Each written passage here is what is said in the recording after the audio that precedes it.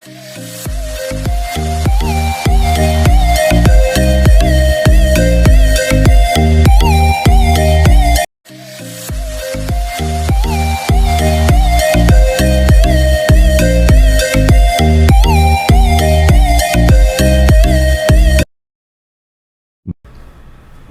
વિદ્યાર્થી મિત્રો, આજે આપણે યુનિટ 2 થિંગ્સ અરાઉન્ડ અસ, આપણી આસપાસ આજુબાજુની વસ્તુઓ, એમાં એક્ટિવિટી 9 થી 13 સુધી જોઈશું. અગાઉ આપણે એક્ટિવિટી 1 થી એક્ટિવિટી 8 શીખી ગયા.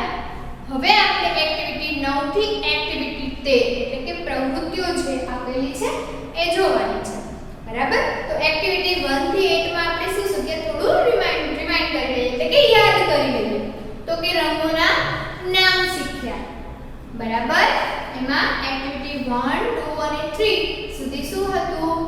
તો કે રંગો હતા. બરાબર? પછી મૂળાક્ષરો છે એને શોધતા શીખ્યા કે બી મૂળાક્ષર છે તો કે એને શોધવાના અને કેટલા છે એ લખવાના. ત્યારબાદ એક્ટિવિટી 6 એમાં શેપ્સ એટલે કે આકારો વિશે આપણે માહિતી જોઈ અને એ આકારો પરથી એક્ટિવિટી 7 અને 8 આકારોની સંખ્યા ગણી અને લખવાનું. એક્ટિવિટી 1 થી 8 એમાં આપણે રંગો અને આકારો વિશેની માહિતી મેળવી, એટલે કે આપણી આજુબાજુની જે વસ્તુઓ છે એ રંગબેરંગી અને આકારવાળી હોય છે. એ આપણે એક્ટિવિટી 1 થી 8 માં જોયું. હવે આપણે જોઈશું એક્ટિવિટી 9, 10, 11, 12 અને 13. બરાબર? તો એમાં જો આપણી એક્ટિવિટી 9 છે તો એમાં ધીસ અને ધેટ વિશે માહિતી છે. તો તમને ખ્યાલ છે આપણે ધીસ અને ધેટ શીખી ગયા છે. તો ધીસ અને ધેટ, તો ધીસ એટલે આ, ધેટ એટલે પેલું. ધીસ જે છે એનો ઉપયોગ કોઈ પણ નજીકની વસ્તુ દર્શાવવી છે એના માટે થાય છે. કોઈ વસ્તુ, પ્રાણી, પક્ષી, ફળ, ફૂલ, બરાબર, એ મારી નજીક છે તો આપણે ધીસ થી વાક્ય બનાવી શકીએ. અને ધેટ તો કે આપણાથી થોડા દૂરના અંતરે કોઈ વસ્તુ છે, કોઈ વ્યક્તિ છે, કોઈ પશુ છે, ફળ, ફૂલ ને જે વસ્તુઓ, બરાબર, તો ત્યારે આપણે ધેટ નો ઉપયોગ કરી શકીએ છીએ. ખાસ યાદ રાખવાનું છે ધીસ અને ધેટ નો ઉપયોગ એક વચનમાં થાય છે, એટલે કે કોઈ એક જ વસ્તુ છે ત્યારે તમે ધીસ થી વાક્ય બનાવી શકો. દાખલા તરીકે આ ચોક છે, આપણે ગુજરાતીમાં બોલ કે આ ચોક છે. હવે મારે એને ઇંગ્લિશમાં કહેવું હોય તો શું કહેવું પડે? ધીસ ઇઝ અ ચોક. આપણને ખબર છે કે ધીસ સાથે સહાયકારક ક્રિયાપદ શું આવે છે? ઇઝ. સહાયકારક ક્રિયાપદ તરીકે શું આવે? ધીસ સાથે ઇઝ આવે. એક વચનમાં ઇઝ ક્રિયાપદ આવે છે. બરાબર? આપણે ધીસ ધેટ શીખી ગયા છે એટલે તમને ખ્યાલ હશે, પરંતુ અત્યારે આપણો પોઈન્ટ એક્ટિવિટી છે એટલે આપણે ફરીવાર સમજીશું. This is a book. બરાબર? This is a book. આ પુસ્તક છે. બરાબર? હવે આપણે અંગ્રેજી વાક્ય બનાવતા આપણને આવડે, સરળ જ છે. દાખલા તરીકે આ પુસ્તક છે. આપણે ગુજરાતીમાં આવું બોલ્યું કે આ પુસ્તક છે તો આ માટે આવે ધીસ. તો ધીસ એટલે શું થાય છે? આ. ધીસ છે. સહાયકારક ક્રિયાપદ તરીકે શું આવે છે? ધીસ સાથે ઇઝ. પુસ્તક એટલે બુક. બુક છે. કોઈ પણ આપણને ખબર છે ઇંગ્લિશનો નિયમ છે, હંમેશા કોઈ વસ્તુ છે એની આગળ આર્ટિકલ લાગે તો બુક, પુસ્તકને ઇંગ્લિશમાં શું કહેવાય? બુક. તો બુક ને સ્પેલિંગની શરૂઆતથી થાય B O O K. બી શું છે? વ્યંજન છે. તો એની સાથે કયો આર્ટિકલ આવશે? તો કે A. This is a book. બરાબર? હવે અહીંયા આ એટલે this, પછી પુસ્તક a book is, એવું તો આપણે લખીએ ને. ઇંગ્લિશની વાક્ય રચના અલગ છે. કર્તા, બરાબર, સહાયકારક ક્રિયાપદ એટલે કે આ પુસ્તક છે. બરાબર? આપણે એવું તો બોલી નહીં આ છે પુસ્તક. ધીસ એટલે આ, ઇઝ એટલે છે, અ બુક એટલે પુસ્તક. આ છે પુસ્તક એવું કહીએ તો કે ના. પહેલા શું આવશે? તો કે ધીસ ઇઝ અ બુક.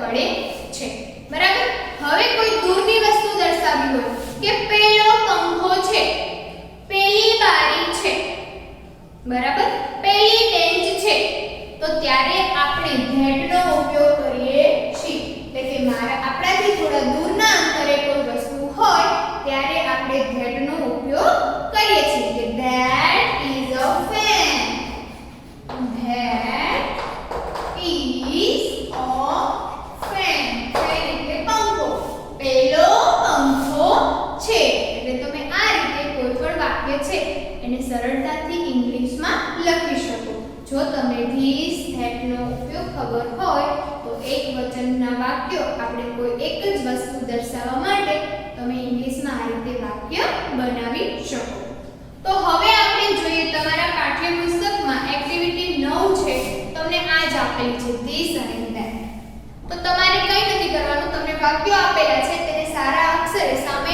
જોઈને લખવાના છે this is a cup this એટલે આ is એટલે છે કપ તો કપમાં તમે જોઈ શકો સ્પેલિંગની શરૂઆત સી વ્યંજન છે આપણને ખબર છે 5 સ્વર 21 વ્યંજન છે સ્વર સાથે આર્ટિકલ an આવે છે અને વ્યંજન સાથે આર્ટિકલ a આવે છે એ પણ અગાઉ આપણે આર્ટિકલ્સનો અલગ જ ગ્રામરનો પોઈન્ટ છે વિડિયો મૂકેલો છે દરેક વિદ્યાર્થીએ જોયો હશે this is a cup આ કપ છે it is green it એટલે તે લીલો છે this is a button આ બટન છે it is blue તે વાદળી છે this is a cat આ બિલાડી છે it is black તે કાળી છે this is a table આ ટેબલ છે it is yellow તે પીળું છે તો અહીંયા તમને this ના વાક્યો આપેલા છે અને સાથે સાથે એનો રંગ પણ આપેલો છે બરાબર તો અહીંયા તમને this ના વાક્યો અને સાથે એ કેવા રંગનું છે બરાબર એ આપેલું છે તમારે સામે જોઈને લખવાનું છે સારા અક્ષરે વાંચતું પણ જવાનું છે હવે એક્ટિવિટી 10 જે છે તો કે અહીંયા તમને t થી શરૂ બરાબર અહીંયા તમને સ્પેલિંગ આપેલા છે એમાં t મૂળાક્ષર આપેલા છે તો તમારે t મૂળાક્ષર શોધવાના કેટલા છે એની સંખ્યા તમારે આ નીચે જે તમને બરાબર ચોરસ આપેલું છે એમાં લખવાની છે એ જ રીતે c આપેલો છે બરાબર તો c છે એ સ્પેલિંગમાં આ તમામ તમને જે સ્પેલિંગ આપેલા છે એમાં c મૂળાક્ષર ક્યાં ક્યાં છે એ મૂળાક્ષર ગણી અને પછી આ ચોરસમાં તમારે કૌંસમાં લખવાના છે હવે આગળ જોઈએ આપણે એક્ટિવિટી 11 તો જો અહીંયા તમને એક્ટિવિટી 11 છે તો તમને અહીંયા ચિત્રો આપ્યા છે બે ઝાડ છે બે બોક્સ છે આઈસ્ક્રીમ છે અને ટી છે તો હવે આ ચિત્રો છે એટલે કે આપણી એક્ટિવિટી 11 છે એ આપણને શીખવશે ઓપોઝિટ્સ તો ઓપોઝિટ્સ એટલે થાય છે વિરોધાર્થી શબ્દો ઓપોઝિટ્સ એટલે શું થાય છે વિરોધાર્થી શબ્દો દરેક વિદ્યાર્થી પાઠ્યપુસ્તક સાથે લઈને બેસશે જેથી તમને છે દરેક એક્ટિવિટીઝમાં શું છે શું શીખવાનું છે એનો અંદાજ ઝડપથી આવશે એટલે પાઠ્યપુસ્તક સાથે લઈને જ બેસવાનું તો આપણી એક્ટિવિટી 11 છે આપણને ઓપોઝિટ્સ એટલે કે વિરોધાર્થી શબ્દો શીખવે છે આપણે તમે ગુજરાતી ભણો જ છો ગુજરાતીમાં વિરોધી કે લાંબુ ટૂંકું નાનું મોટું તો એ એકબીજાને શું થયા વિરોધી થયા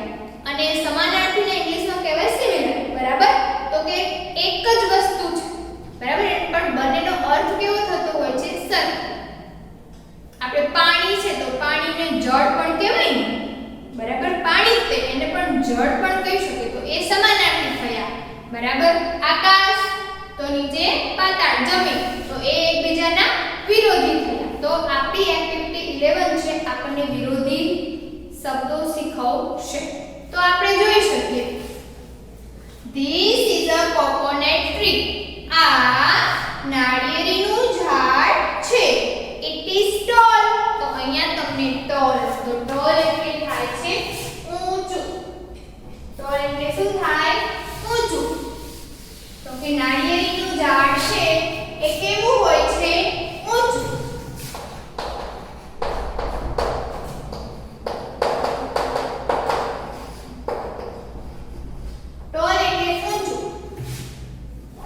તો કે આ નાળિયેરીનું ઝાડ છે. ઇટ એટલે તે, ઇઝ એટલે છે, ટોલ એટલે ઊંચું, તે ઊંચું છે.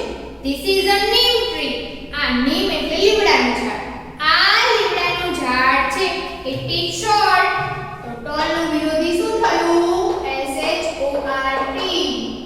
શોર્ટ એટલે નીચું, ટૂંકું, નીચું. બરાબર. તો કે લીમડાનું ઝાડ ઊંચું છે, સોરી, નાળિયેરનું ઝાડ ઊંચું છે, લીમડાનું ઝાડ નીચું છે. બરાબર. તો આ દ્વારા આપણે ખબર પડી ટોલ અને શોર્ટ આ બે શું થયા? વિરોધાર્થી. ત્યારબાદ બીજું ચિત્ર જો. This is yellow box. બરાબર. આ પીળા રંગનું બોક્સ છે. It is small. તો સ્મોલ એટલે નાનું. સ્મોલ એટલે શું થાય? નાનું.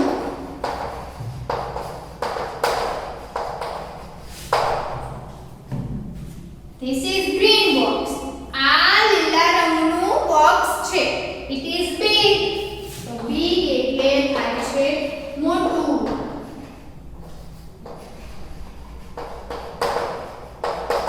તો small અને big આ બે એકબીજાના શું થયા? વિરોધી. શું થયા? વિરોધી. small એટલે નાનું, big એટલે મોટું. This is an ice cream cup. આ આઈસ્ક્રીમ છે. It is cold. તો COLD. cold એટલે થાય છે ઠંડુ. cold એટલે શું થાય? ઠંડુ. પછી this is a cup. આ કપ છે. The tea is hot. તો આર્ટિકલ ધ આવ્યો કારણ કે ચાની કપની અંદરની વાત છે. The tea is hot. તો HOT. hot એટલે ગરમ. બરાબર. તો cold અને hot એકબીજાના શું થયા? વિરોધી. cold એટલે ઠંડુ, hot એટલે ગરમ. તો બીજા ઘણા બધા વિરોધી છે એ આપણે મારી નોટબુક સ્વાધ્યાયપોથી છે એમાં જોઈશું. પણ મતલબ કે તમારે આ એક્ટિવિટી 11 છે એના ઉપરથી તમને ઓપોઝિટ વિરોધાર્થીનો ખ્યાલ આવે. યાદ રાખવાનું ઇંગ્લિશમાં વિરોધીને ઓપોઝિટ્સ કહેવાય. બરાબર. તો કે tall short, small big, hot cold. બરાબર. તો આ વિરોધાર્થી છે એ તમને અહીંયા વાક્યો દ્વારા આપેલા છે. આનાથી પણ બીજા ઘણા બધા વિરોધી શબ્દો છે એ આપણે મારી નોટબુકમાં કરીશું. પણ તમારે આ વાક્યો છે દરેક વિદ્યાર્થીએ એકવાર લખવાના છે નોટબુકમાં. એટલે તમને સ્પેલિંગ ને એવું છે લખતા વાંચતા પણ આવડે. બરાબર. This is coconut tree. નાળિયેરનું ઝાડ. જો આ એક્ટિવિટીઝમાં આપણને બીજા ઘણા બધા સ્પેલિંગ પણ શીખવા મળે છે કે લીમડાના ઝાડને નીમ ટ્રી કહેવાય, નાળિયેરીના ઝાડને કોકોનટ ટ્રી કહેવાય. બરાબર. બોક્સ છે, પછી કપ છે, તો ચાને ટી કહેવાય. આઈસ્ક્રીમ કેવો હોય? ઠંડો હોય. તો આ દ્વારા આપણો શબ્દ ભંડોળ પણ વધે. તો તમારે એક્ટિવિટી 11 ઓપોઝિટ્સની માહિતી આપણે મેળવી. હવે આપણી એક્ટિવિટી 12 છે તો છે ધ ફ્રૂટ શોપ. ફ્રૂટ એટલે થાય છે ફળો, શોપ એટલે દુકાન, ફળની દુકાન. બરાબર. ધ ફ્રૂટ શોપ ફળની દુકાન. તો એના દ્વારા આપણે ફળોની તથા ચિત્ર વર્ણન કરતા શીખી શકશું. તો જો તમને અહીંયા ચિત્ર આપેલું છે ફ્રેશ ફ્રૂટ્સ. બરાબર. અહીંયા તમે જોઈ શકો છો ફ્રેશ ફ્રૂટ્સ. તો અહીંયા તમને નીચે ચિત્ર વર્ણન આપેલું છે. આપણે ચિત્ર જોતા જઈશું અને એ મુજબ આપણે પ્રવૃત્તિ કરતા જઈશું. This is a small shop. This એટલે આ, is એટલે છે, small shop એટલે નાની દુકાન. આ નાની દુકાન છે. It is મગનભાઈ's fruit shop. It is તો દુકાન માટે, દુકાન છે નિર્જીવ વસ્તુ છે એટલે એના માટે આપણે it વાપરી શકીએ સર્વનામ. It is મગનભાઈ's. તો અહીંયા મગનભાઈને એપોસ્ટ્રોફી s આપેલો છે. તો અગાઉ પણ મેં કીધું છે એપોસ્ટ્રોફી s નો નાની નું એટલે કે વ્યક્તિ વ્યક્તિ વચ્ચેનો સંબંધ, વસ્તુ વ્યક્તિ વચ્ચેનો સંબંધ દર્શાવે છે. તો કે it is મગનભાઈ's fruit shop. આ મગનભાઈની ફળની દુકાન છે. તે મગનભાઈની ફળની દુકાન છે. The shopkeeper's shirt is pink. તો the shopkeeper, તો shopkeeper એટલે થાય ફળ વેચનાર. શું થાય shopkeeper એટલે ફળ વેચનાર. The shopkeeper's shirt is pink. તો કે shopkeepers નો શર્ટ કેવો છે? ગુલાબી. His cap is red.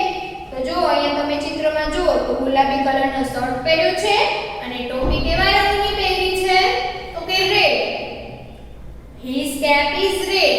તેની ટોપી લાલ છે. The grapes are green. જો તો બરાબર એના હાથમાં એક ગ્રેપ્સ છે, આ બાજુ ગ્રેપ્સનું બાઉલ છે. તો કે ગ્રેપ્સ કેવી છે? તો કે લીલા રંગની છે. A boy is talking to him. A boy એટલે છોકરો, talking એટલે વાતો કરવી. એ છોકરો him એટલે કોના માટે વપરાયું? તો કે મગનભાઈ માટે. એક છોકરો તેમના સાથે વાત કરી રહ્યો છે.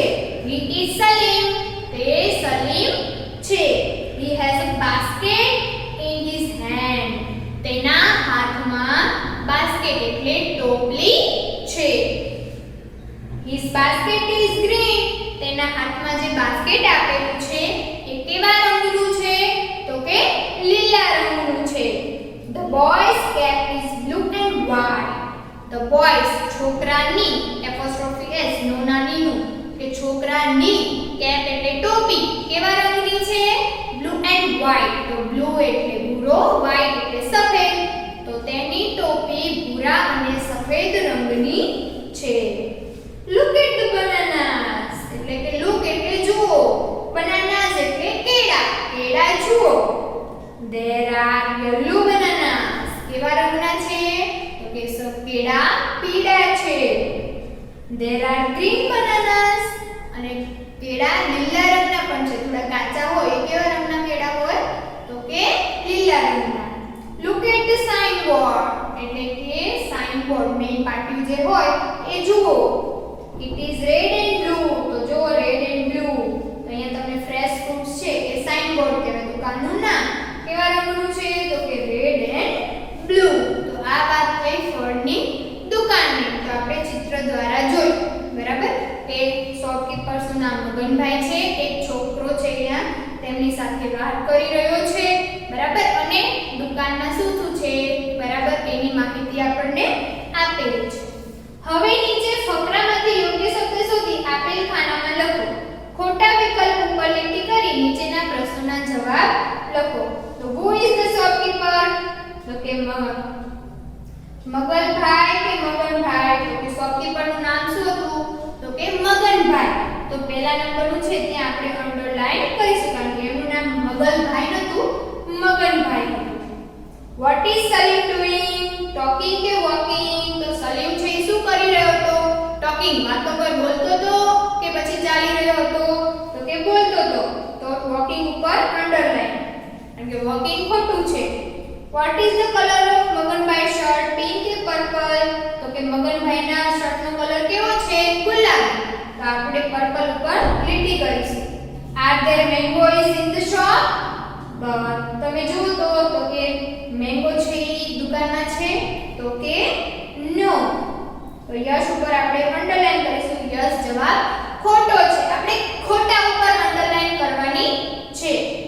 Are the grapes green? દ્રાક્ષ છે લીલી છે? તો યસ. તો આપણે અહીંયા શેના ઉપર કરીશું? તો કે નો ઉપર. નો ઉપર આપણે અંડરલાઈન કરીશું. ખોટા જવાબ ઉપર તમારે અંડરલાઈન કરવાની છે. તો અહીંયા આપણી એક્ટિવિટી 12 છે ફ્રૂટ શોપ એની પ્રવૃત્તિ પૂરી કરીએ છીએ.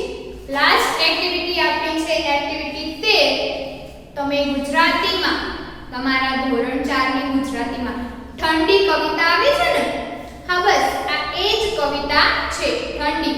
ટમેટાને ફ્રીજમાં ઠંડી લાગે છે એ કવિતા છે. આ એ જ કવિતા તમને અહીંયા ઇંગ્લિશમાં આપેલી છે બરાબર.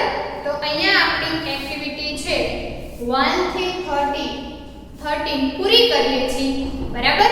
આમાં આપણે રંગો, આકારો બરાબર, ફ્રૂટ પછી ઓપોઝિટ્સ અને ધીસ ધેટ આટલું આપણે આ યુનિટમાં શીખ્યા. તો દરેક વિદ્યાર્થીઓને મેં જ્યાં જ્યાં પણ ટેક્સ્ટ બુકમાં પૂરવાનું કહ્યું છે એ પૂરી લેશે અને હોમવર્ક આપ્યું છે એ નોટબુકમાં કરશે. આભાર. અસ્તુ.